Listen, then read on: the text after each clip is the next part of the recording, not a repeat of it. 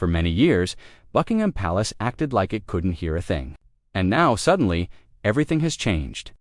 News from inside the palace revealed that official documents had finally been written. Not rough drafts, not warnings, not "we'll decide later," but final orders. Orders that would forever change the future of two children who never asked to be part of this battle, Archie and Lilibet. According to people familiar with the process, the message inside those papers was incredibly clear. Their right to be called royal is gone, not postponed, not being reconsidered, gone. And the moment those words were put on paper, the palace's long silence finally made sense. They weren't ignoring anything. They were waiting, calm, patient, and completely confident that the rulebook would speak louder than anything Meghan and Harry ever said in public. But to understand why the royal family made such a harsh and final choice, we have to look at a very old book, one written long before Meghan, Harry, or their children were ever born. A rule book that has controlled the royal family line for more than 100 years. The year was 1917. The world was at war. Kingdoms were falling apart. And the British royal family was desperately trying to protect itself from confusion, fake claimants, and political danger. So King George V did something no king had done before. He wrote down in official legal language exactly who could be called a prince or princess. Not as a story, not as tradition, as law. His announcement was called the letters patent, and it became the foundation of royal identity for every generation that followed. Inside this document were 3 strict rules that every royal child must meet. Rule 1. The child must come from a real royal family line. The royal family wanted to make sure that no one without a clear royal background could enter the line of succession. Rule 2. The child's birth must be officially recognized and recorded by the crown, not through a press release, not through a private announcement, but by the royal household itself. Rule 3. The child must be connected to the Church of England through an official baptism. This wasn't optional. It was treated as a legal step in establishing royal identity. These rules were strict, exact, and unchanging. They were created to protect the royal family from exactly what it feared most: confusion. For many years, every single royal birth followed these rules perfectly. No shortcuts, no special cases, no problems. Until Archie was born, and the very first crack appeared in the royal paperwork. Archie's birth in 2019 should have been straightforward. A happy announcement. Smiling parents, a new baby, welcomed into history. And at first, that's exactly what it looked like. But inside the legal paperwork, inside the one document meant to protect a royal child's identity forever, something strange happened. Archie's birth certificate initially listed his mother the way most legal documents would. Rachel Meghan Markle. Everything normal. Everything correct. But later, the document was quietly changed, suddenly, and without a clear explanation. Meghan's full legal name was removed and replaced with a single phrase: Her Royal Highness, the Duchess of Sussex. Now, birth certificates are normally locked. They don't get changed like school assignments or updated like social media posts. They are meant to be permanent. So when this change appeared, it set off warning signals behind palace walls. Meghan claimed the palace forced the change. Palace staff claimed Meghan requested it. Both sides said the other was wrong, and no one ever provided a final, agreed-upon answer. But here's what truly mattered to the royal family. A royal birth record had been changed, and once a royal record has doubt attached to it, that doubt becomes a crack, one that spreads, one that grows, and one that eventually leads to everything falling apart. By the time Lilibet was born in 2021, the palace had already learned something powerful. Silence can be louder than any words. Because when her birth came, the world expected a familiar picture. Royal doctors standing by. Official announcements from Buckingham Palace. Photographers ready to capture the newest member of the royal family. But none of that happened.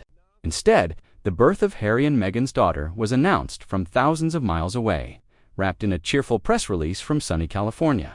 A modern announcement, a friendly message, a picture-perfect statement. But something was missing. Actually, someone was missing: the crown. There was no royal seal, no palace confirmation, no official record, no sign of any official royal witness. And to those who study royal rules closely, this wasn't a small thing. This was a signal, a quiet message sent without a single spoken word. We are not claiming this. For hundreds of years, royal births had been treated almost like historical ceremonies. Every detail mattered. Where the child was born, who delivered them, which doctors signed off, how the crown recorded it. These steps weren't just tradition. They were the royal family's way of saying, this child belongs to our history. But with Lilibet, none of those steps were followed. To the public, it looked like a simple difference. One baby born in the UK, one baby born in America. But to the palace, it was far bigger. A royal child had been introduced to the world without the crown's involvement, making her the first Windsor relative in modern times to enter the world outside the royal record. And inside Buckingham Palace, this was not seen as an accident. It was seen as a departure, a break from the path every royal baby had walked for over 100 years. The quiet rejection had begun. And don't forget, you can stay on top of every development by subscribing to Royal Report Daily for more royal updates. If the birth made people suspicious, what happened next caused real concern. Months later, Meghan shared that Lilibet had been baptized in California. She spoke warmly about the ceremony, the joy, the photos, the meaning. But behind palace walls, the reaction was very different. Because for royal children, a baptism isn't just a family event. It is one of the main requirements set out by the 1917 Letters Patent. It's the moment a child is officially tied to the Church of England, the crown, and the hundreds of years of tradition behind them. It is a legal marker, just as important as a birth certificate. But according to sources familiar with church records, Lilibet's California baptism was never registered with the Church of England. To the couple, it was a beautiful and meaningful celebration. To the royal family, it was a ceremony that on paper did not exist. And in the royal world, this is not a minor issue. This is significant. A child without a recognized Church of England baptism is considered to exist outside the official record, no matter how deeply meaningful the ceremony was to the family inside palace circles. It was seen as an avoidable but permanent mistake. The crown viewed it as a break in the rules, not by the child, but by the parents. And instead of strengthening Lilibet's connection to the royal family, the event did the exact opposite. It left her floating between two worlds celebrated by her family in America, but unrecognized by the very system she was born into. While these cracks formed quietly, another problem was growing, something far more personal and far more painful. When Meghan married Harry, she didn't just join a family. She stepped into a worldwide story, a royal story. As the cracks in the royal foundation grew wider around his children, Harry did something no one expected from a prince who had declared he was done with the royal family. He reached back. According to those familiar with the private conversations, Harry made late-night phone calls to the very system he had walked away from. These were not planned calls, not polished media-ready speeches. They were emotional, personal, and desperate. He begged the palace to reconsider. He begged for Archie and Lilibet to be written into the royal record. He begged for the titles he believed his children deserved by blood. To Harry, this wasn't about fame or marketing. This was about legacy, the one thing he believed he could protect even after stepping down. He thought he could leave royal duties behind and still raise royal heirs. But every time he tried to explain, he hit the same immovable wall. A palace official reportedly responded to him with a sentence so cold, so direct, that it stayed with him for months. This is not about emotion. This is about order, family line, and the future of the crown. And for Harry, that was the moment everything changed. Because he realized something heartbreaking. He wasn't just the prince who had stepped away from royal life. He had become the prince whose children were being erased from it. Once the palace made its decision, it moved with remarkable speed.